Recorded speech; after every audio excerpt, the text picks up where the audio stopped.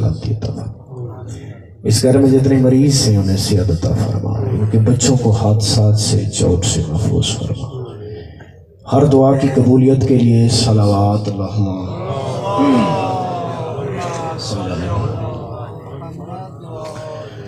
छोटा सा एक बयान जनाब की नज़र कर रहा हूँ। मेरे पीछे बहुत बड़ी शख्सियत इलामा किबला सर्विस साहब तशरीफ़ फरमाए और मेरे साथ में हमारे बहुत अजीम शाहिर भी तशरीफ़ फरमाए जो मौला की सराखानी और ज़िक्र करेंगे। इजाज़त है तमाम साहिबान की। ला हौला वला कुव्वता इल्ला बिल्लाहिल अलिय्यिल अज़ीम।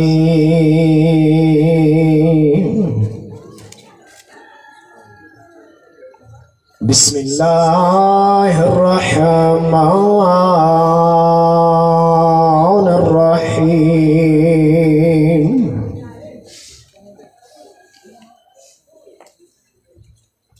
अल्हम्दुलिल्लाहि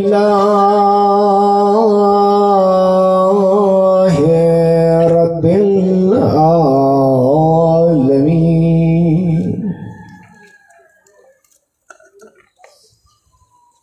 अम्मा बादो फ़क़द क़ालल्लाहुल हकीम फ़िल किताबिल मुबीन व हुवा अस्दक़ुल क़ाइलीन वक़ौलुहुल हक़। बिस्मिल्लाहिर्रहमानिर्रहीम। लक़ालतिल अअराबु क़ालू आमन्ना क़ुल लम तुमिनू बल क़ूलू लहू अस्लमना लम्मा यदखुलिल ईमाना फी कुलूबिकुम सलवात।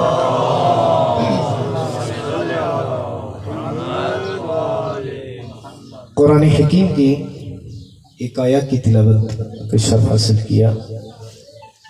ये मेरे इतने मुखलिसीन हैं कि आप यकीन जाने ये जो घर हैं यहाँ के और हमारे बुजुर्गान बैठे हैं, मालिक ने सेहत अता फरमाए कि मैं अपनी खुद आज भतीजी की एंगेजमेंट है और शादी है, वहाँ से छोड़ के सफ़र सारे सिलसिले सिर्फ यहाँ।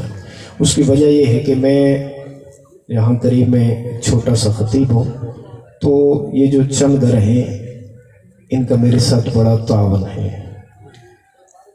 ऐलान कुरान में हो रहा है, मालिक फरमा रहा है कि बिस्मिल्लाहिर्रहमानिर्रहीम। लक़ालतिल अअराब, ये जो अरब के लोग कहते हैं, क़ालू आमन्ना, हम मोमिन हो गए, हम ईमान ले आए। तू साफ साफ कह दे कुल लम तुमिनू, तुम अभी मोमिन नहीं बने। बात पहुंच रही है जनाब? बड़ी बारीक सी बात है कि तुम अभी मोमिन नहीं बने हो। क्या कह सकते हो? बल क़ूलू लहू अस्लमना, हाँ ये कह सकते हो कि हम मुसलमान हैं, मोमिन नहीं। बहुत गौर तलब बात है जनाब कि इतना कह सकते हो मुसलमान है।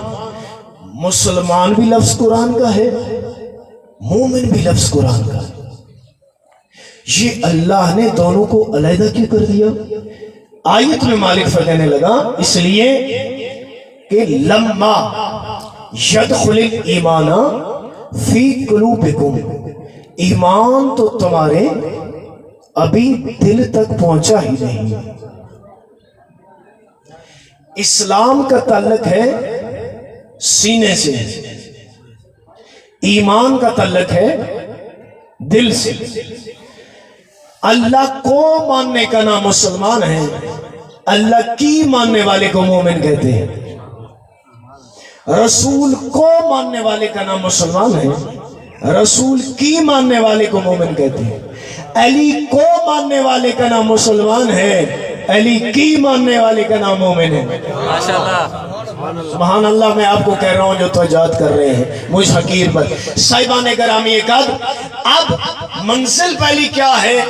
کفر سے نکلا بندہ مسلمان بن گیا، مسلمان ہونے کے بعد کیا زندگی خالی اتنا ہی ہے کہ میں مروں تو مجھے کلمہ نصیب ہو جائے اور میں چلا جاؤں سیدھا مدینہ کی گلیاں دیکھوں اور وہاں جناب حلیمہ کے سلسلے دیکھوں اور قبر میں چلا جاؤں؟ کیا میری یہی منزل ہے؟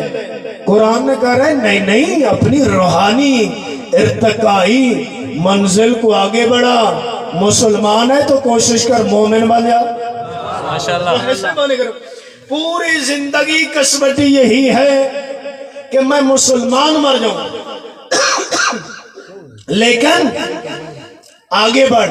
کیا بن؟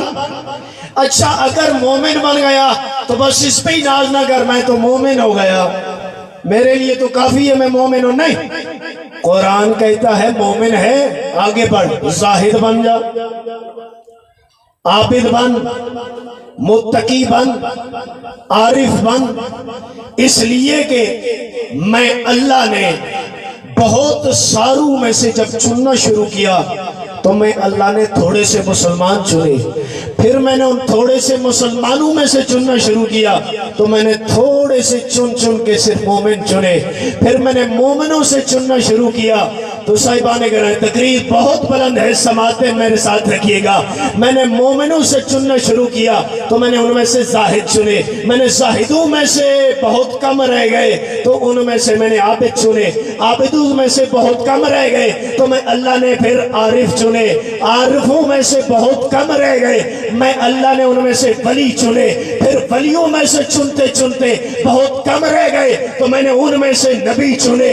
اب جب نبی چننے کے بعد ان میں سے کم رہ گئے تو میں نے رسول چنے، جب رسول بہت کم رہ گئے تو میں نے ان میں سے 5 اولے العزم چنے، جب 5 اولے العزم میں سے پھر چن لیا تو میں اللہ نے ایک ایسا بنا کر کلام ہی توڑ دیا، نہ اس جیسا کوئی ہو سکتا ہے نہ کوئی اس جیسا بن سکتا ہے۔ ماشاءاللہ،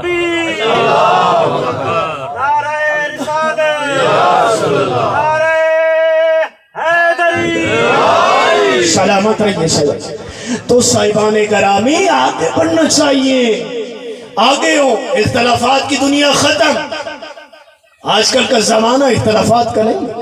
پہلے لوگ کہا کرتے تھے مثلا ایک طبقے والے یہ صحابہ کو نہیں مانتے، گئے وہ خرچے کر کے، خرچہ کرنے کے بعد بغداد میں قبلہ تشریف فرمائے، میرا بھی اتنا ٹائم نہیں بس جا رہا ہوں، 1-2 جملے سماعتوں کے۔ بغداد میں گئے تو وہاں سے سیدھے گئے، انہوں نے دیکھا کہ یہ تو وہ لوگ ہیں کہ یہ صحابہ رسول تو چھوڑو، یہ تو امام حسین کے صحابہ کے اوپر بھی 2 رکعت نماز پڑھ کے اجازت لے کر وہاں داخل ہوتے ہیں۔ یہ تو بڑا ادب کرنے والے، انہی نے تو ہر امام کے اصحاب کو، ارے یہ تو وہ قوم ہے جنہوں نے اصحاب تو چھوڑ، انہوں نے ان کی سواریوں کا احترام کیا۔ واپس آئے، انہوں نے کہا نہیں تم جھوٹ کہتے ہو، اپنی آنکھوں سے دیکھ کر آئے ہیں، یہ دشمن صحابہ نہیں، یہ عاشق صحابہ ہے۔ فرق صرف اتنا ہے کہ یہ پرکھتے ہیں چونکہ مومن ہے کہ کہیں کسی ماننے والے کے نظریے میں ذرہ برابر دشمن زہرا کی آمیزش کی بو تو شامل نہیں۔ جو ہے صاحبان گرامی، اب دوسری طرف پھر دیکھا گیا کہ لگے یہ لوگ اہل بیت کو نہیں مانتے، سارے اہل بیت کو مانتے ہیں۔ تو جو ہے صاحبان گرامی یہ کل، اور ہر بندہ اپنی عقیدت سے ہاں سمجھنے والا ہے، ہر بندہ شانے سے شانہ ملانے والوں کو بھی مانو اور شانے پر چڑھ کر بیٹھنے والوں کو بھی مانو، تب جا کر پتہ چلتا ہے در والے کا مقام کیا ہے، گھر والے کا مقام کیا ہے۔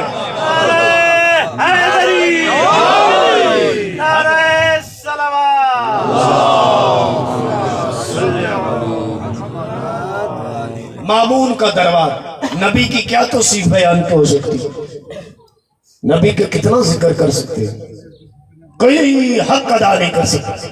مامون کا دربار، آپ کے 8ویں امام کا دور، امام رضا علیہ السلام، اللہم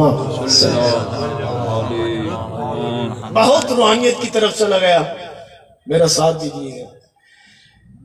خدا انہیں سلامت رکھے, ان بھائیوں کو سلامت رکھے, انہیں دشمنوں سے پناہ دے. آپ یہاں جتنے بھی قریب ہیں آغا جان کی سرپرستی میں سب کو مولا سلام دے. مامون کا دربار ہے, دربار میں ہزاروں لوگ نہیں, لاکھوں لوگ بیٹھے.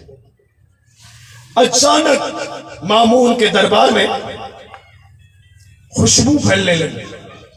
اس خوشبو نے ہر بندے کو اپنی طرف متوجہ کر دیا. کوئی ادھر کہہ رہے ہیں عجیب سی خوشبو, کوئی دوسرے کو کہہ رہے ہیں یار عجیب سی خوشبو ہے. خوشبو یوں جیسے سٹیج لگا ہے, سٹیج تک پہنچی, وہاں پر بیٹھے ہوئے کرسیوں کے افراد تک پہنچی, مامون تک پہنچی. اس نے جو بندے تقریریں کر دی انہیں رو کر کہنے لگا ایسی خوشبو کبھی پہلے نہیں سنی, یہ کہاں سے جھونکا آ رہا ہے خوشبو کا اتنا پیارا, یہ کہاں کی خوشبو آ رہی ہے. ہم اس نبی کا کیا ذکر کر سکتے, یہ لگے کہ یہ کدھر سے خوشبو آ رہی ہے اتنی پیاری. اتنے میں مامون خود اٹھا, بادشاہ اٹھ کر کہنے لگا یہ سلطنت مسلمانیہ کی 10ویں کڑی کا بادشاہ تھا, بہت زیادہ رہے. آگے کوئی یہ نہیں کہ کافی تھے, مسلمان ماننے والے لوگ, حج کرنے والے نیک افراد بیٹھے سے. اس نے خود گیا اور اعلان کیا اتنی پیاری خوشبو اگر کوئی بندہ بیچنا چاہے, یہ جتنے تھیلے بھرے ہیں ہیرے جواہرات سونے کے, یہ سکے, یہ درہم و دینار سارے دوں گا اگر کوئی بندہ خوشبو دینا چاہے. پہلے بتائے کہ کس کے پاس ایسی خوشبو ہے, یا یہ کہاں سے آئی ہے اتنی خوشبو کہ پورے دربار کی ہم نے جتنی خوشبو لگائی تھی یہ اس پر غالب آ گئی. ایک بندہ آگے سے مسکین سا, اس نے ہاتھ کھڑا کیا, کہا کھڑا ہو جا, کہا خوشبو بیچے گا. کہنے لگا صاحب بیچنے کے لیے لے کر دربار میں آیا تاکہ آپ نے جتنی خوشبویں لگائی ہیں پتہ چل جائے کہ خوشبو کون سی پیاری. کہا کتنے میں دے گا, کہا جو آپ نے قیمت لگائی ہے یہ کم ہے, میری خوشبو مہنگی.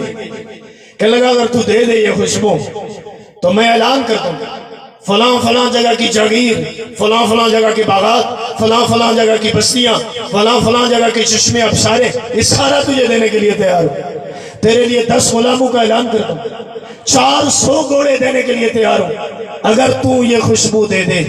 وہ شخص کھڑا ہوا اور کھڑا ہو کر دوبارہ اس نے چھوٹی سی شیشی کا ڈھکن کھولا, دوبارہ بند کر دیا. پھر ایک جھونکا آیا, سب کی جو پریشان تھے پریشانی ختم, سب جو مرجھائے ہوئے چہرے تھے ان کے مرجھاہٹ ختم. عجیب سی خوشبو ہے اور پھیل رہی.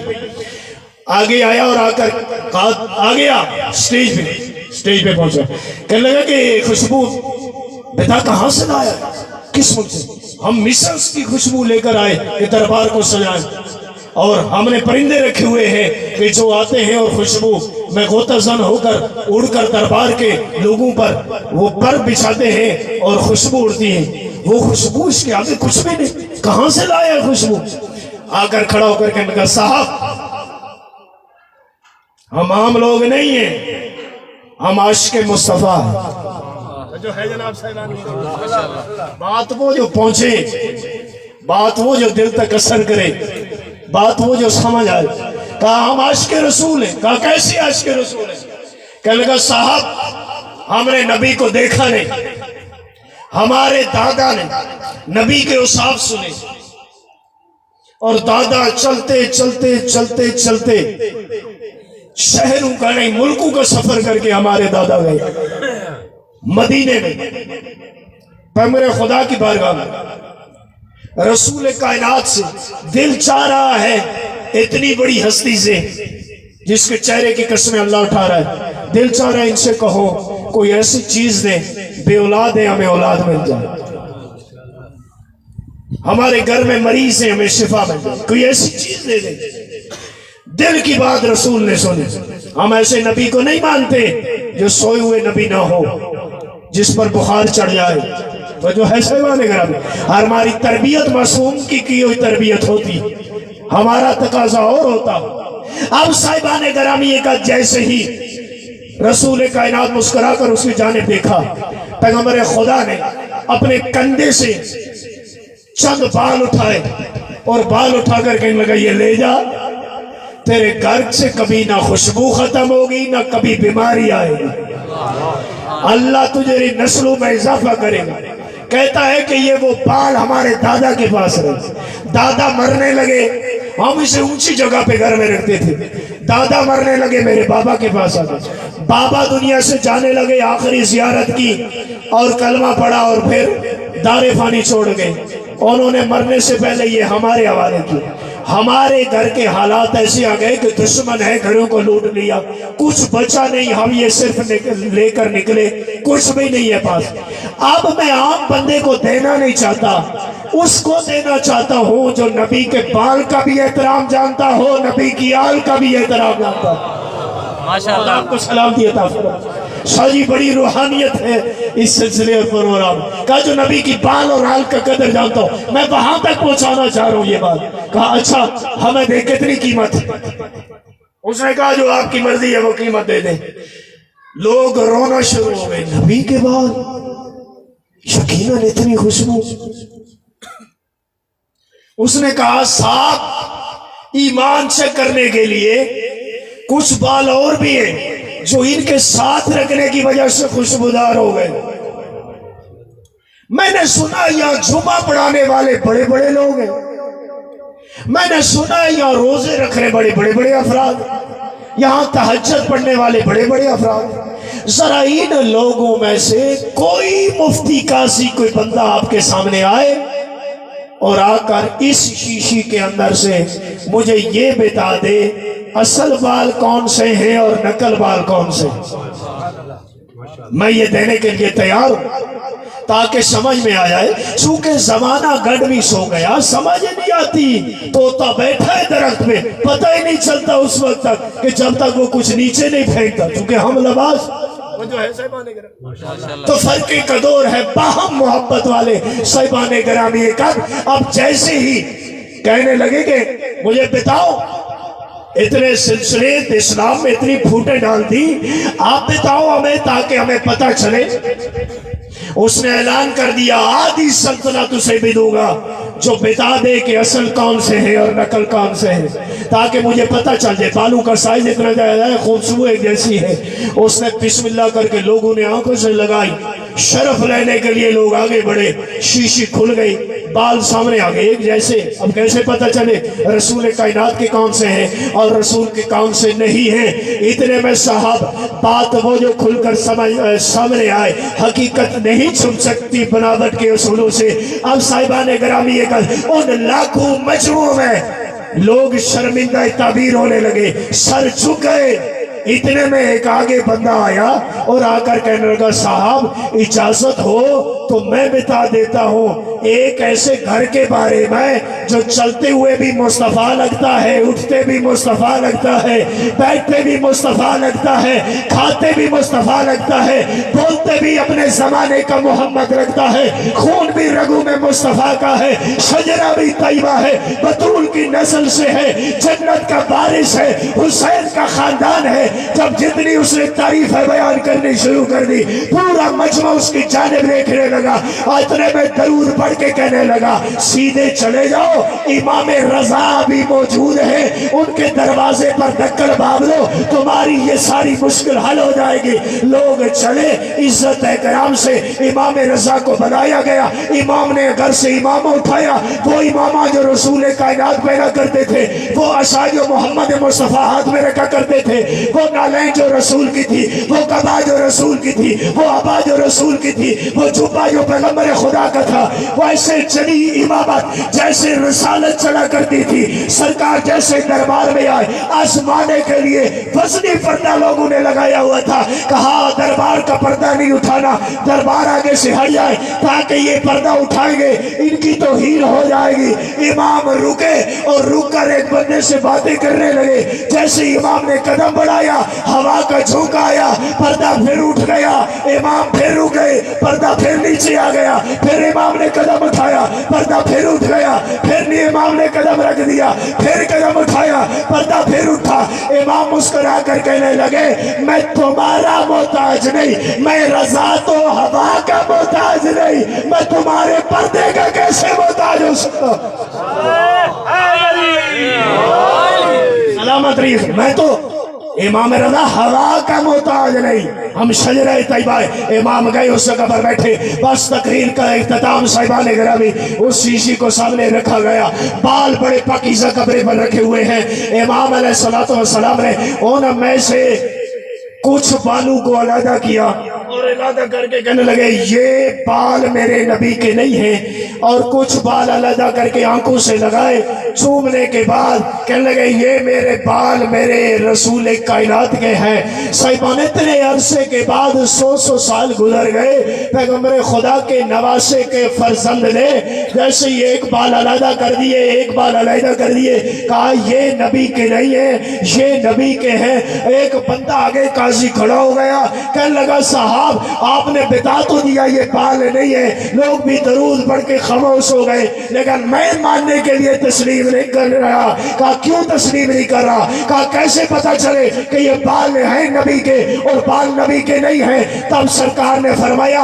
आग को रोशन किया जाए। जब आग, लोगों ने कुरान में भी बाल निकाले थे, जब भी चेक करना हो, इमाम रजा का कुरिया याद रखना। जैसे ही साहिबान गिरामी इधर से आग रोशन हुई, जब आग भड़की, इमाम ने कहा, वो बाल जो इस तरफ रखे हुए थे, कहा आग के करीब लेकर जाओ। आग में बाल डाले, बाल भी चल गए, सिलसिला भी खत्म हो गया, मान भी खत्म हो गए। तो जो है साहिबान गिरामी, अब जैसे ही वो खत्म हो गए, तुम्हारे इमाम ने, नबी के बेमिसल और बेमिसाल फर्जंद ने, अल्लाह की तरफ से शजरा तैयबा के मिस्ताक ने, अब जैसे ही दूसरे बाल में से एक बाल कपड़े में पूरा नहीं खोला, आग के सामने थोड़ा सा कपड़ा हटाकर आग की तरफ सिर्फ सामने किया, आग ने फौरन रंग बदला और गुलाब के फूल बनकर उभरने लगी। आग नहीं, गुलाब के फूल बन गए। जैसे ही आग गुलाब के फूल बन गए, वो खुशबू जो बालू से थी वो उस गुलाब से आने लगी। अब मैं किसी का कंधा हिला के उसे समझाऊं कि गुलाब का फूल जन्नत का नहीं, ये तुम्हारे नबी जहां लापे दान फेंकते थे वहां गुलाब बन जाता था। अब साहिबान गिरामी जैसे ही गुलाब से वही खुशबू जो नबी की खुशबू थी बालू की, वही आने लगी। अब तुम्हारे इमाम उठे अपने मकाम से और इमाम ने फरमाया, फकत नमाज रोजों से, हज ज़कातों से और उम्रे की सातों से दीन हासिल नहीं कर सकता। अरे समझ लिया, 100 सालों तक जिन लोगों को नबी के बाल की तकसीम का पता नहीं है, उन लोगों के नबी की आल का मकाम क्या पता चलेगा? फिर सरकार ने फरमाया, मौजज़ा है मेरे नबी का कि अगर बाल करीब लेकर जाओगे आग फूल बन जाए। जिस नबी के बाल करीब लेकर जाए आग फूल बन जाए, उस नबी की आल का क्या मकाम होगा? और साहिबान गिरामी, जिस नबी की आल के पीछे दुआ हो, उन लोगों का क्या मकाम?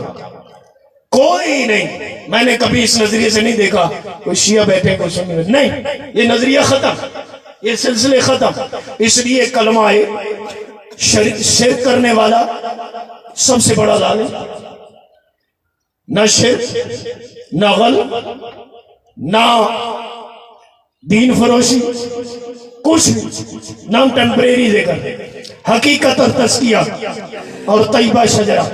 सब बात सुनिए साहिबान गिरामी, यही वजह। एक बात वालिद साहब पे थे, 8वें इमाम का दौर है और एक शख्स आया, आकर कहने लगा, मौला बहुत दूर से आया हूं, एक मन्नत है पूरी नहीं हो रही, आप दुआ कीजिए। इमाम ने कहा घर चला जा, तेरी माँ मौजूद है?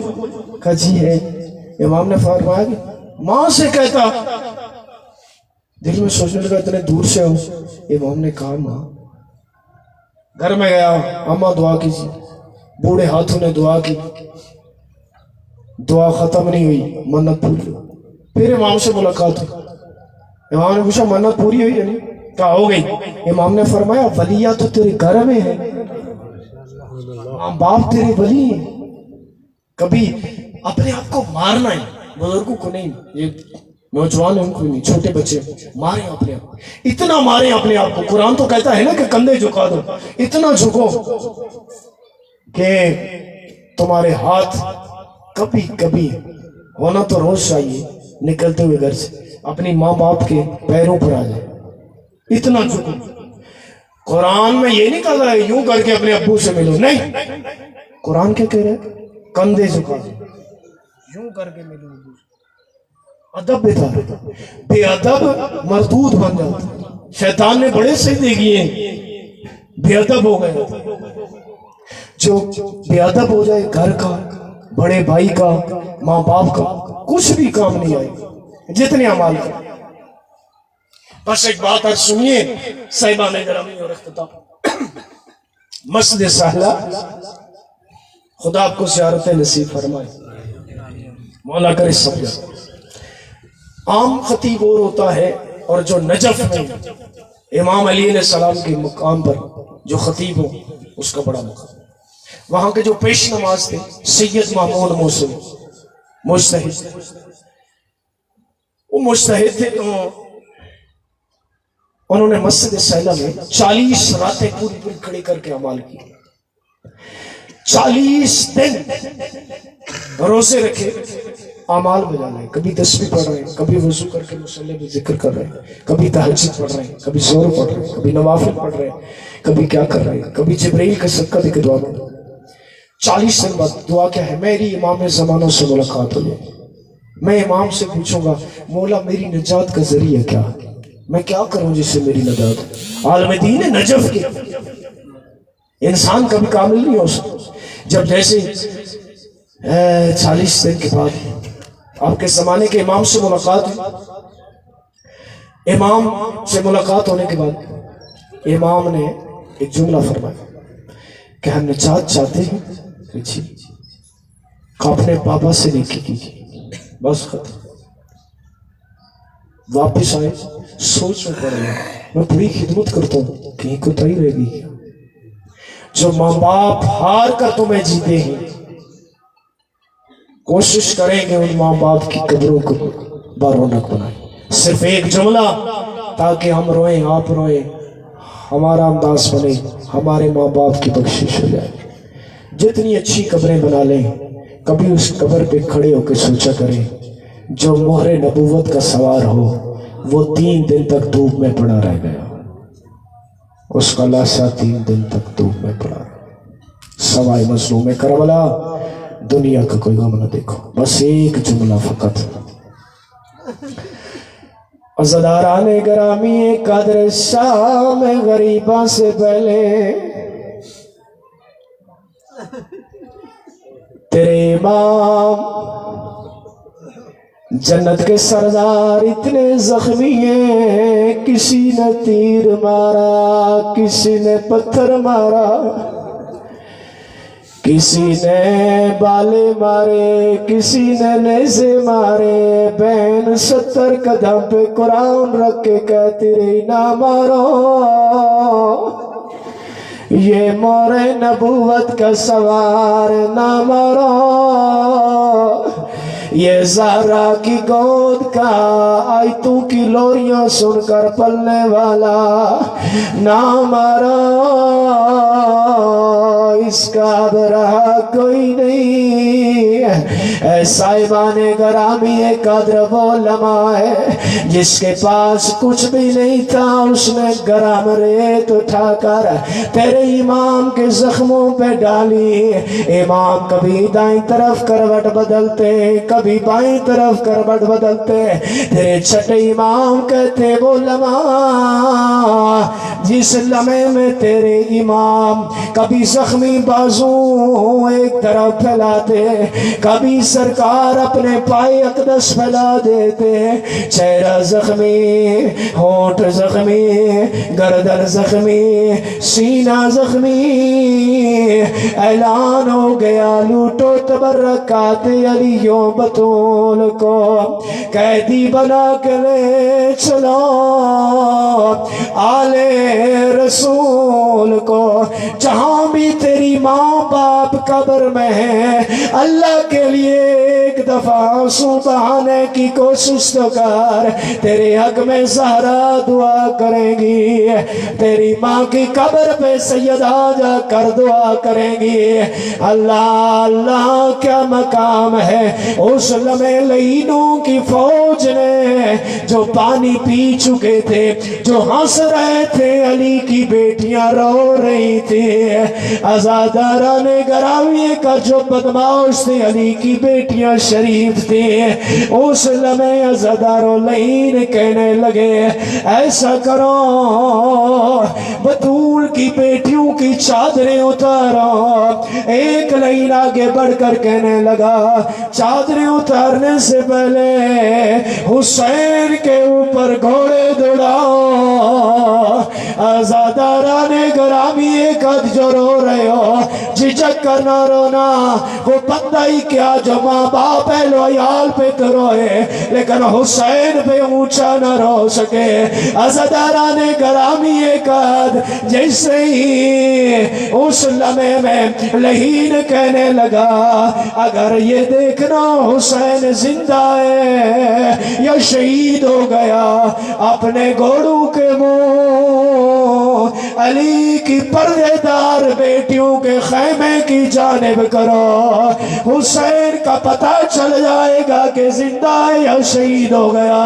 انہوں نے گھوڑوں کے منہ جیسے ہی خیموں کی جانب کیے، تیرے امام زخمی حالت میں کمر تک بیٹھے، اپنا لہو برات اٹھا کر اشارہ کر کے کہنے لگے جب تک میں زندہ ہوں میرے سامنے بطول کی بیٹیوں کی چادریں نہ اتارنا۔